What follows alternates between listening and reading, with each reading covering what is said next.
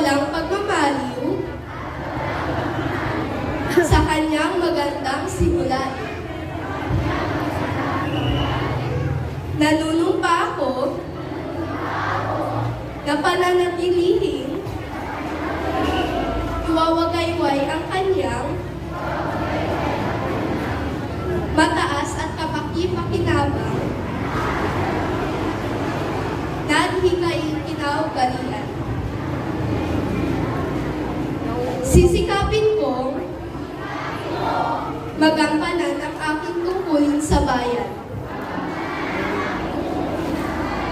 Sa aking